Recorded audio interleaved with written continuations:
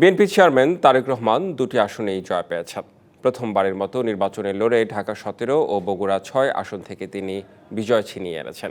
বগুড়া 6 আসনটিতে এর আগে তার বাবা জিয়াউর রহমান ও মা বেগম খালেদা জিয়াও সংসদ সদস্য ছিলেন। মায়ের আসনে জয় পেয়েছেন ছেলে তারেক রহমান, একেই হয়তো বলে মায়ের যোগ্য সন্তান। বগুড়া 6 আসনে ধানের শীষ প্রতীক নিয়ে বিএনপির চেয়ারম্যান তারেক রহমানের এই জয় শুধু একটি নির্বাচনী সাফল্য নয়, বরং রাজনীতি ও ইতিহাসের এক আবেগঘন প্রত্যাবর্তন। যে আসন থেকে একসময় দেশনেত্রী বেগম খালেদা জিয়া মানুষের আস্থা ও ভালোবাসার রাজনীতি করেছিলেন, সেখান থেকেই এবার জনরায়ে নির্বাচিত হলেন তার জ্যেষ্ঠ পুত্র।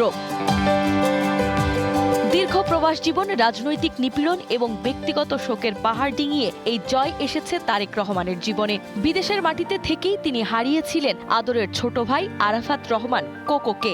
দেশে ফেরার পর হারিয়েছেন মমতাময়ী মা বেগম খালেদা জিয়াকে। বছরের পর বছর মামলা, অপপ্রচার, শারীরিক ও মানসিক নির্যাতনের ক্ষত বয়ে বেরিয়েও তিনি রাজনীতি থেকে সরে যাননি, বরং প্রতিটি আঘাতকে শক্তিতে রূপান্তর করেছেন।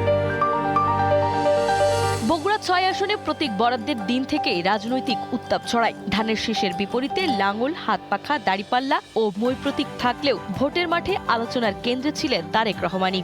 সিলভার টিপ কন্ট্যাক্টে তৈরি নিরাপদ ও নান্দনিক ক্লিক সুইচ নির্ভরতা জীবন জুড়ে।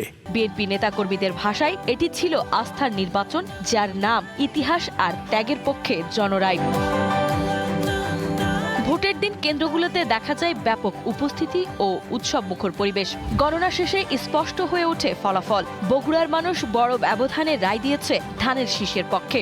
জাতীয় সমাজতান্ত্রিক দল, ইসলামী আন্দোলন বাংলাদেশ, জামায়াতে ইসলামী ও সমাজতান্ত্রিক দলের প্রার্থীরা প্রতিদ্বন্দ্বিতায় থাকলেও শেষ পর্যন্ত তারা জনসমর্থনের পাল্লা নিজেদের দিকে নিতে পারেননি।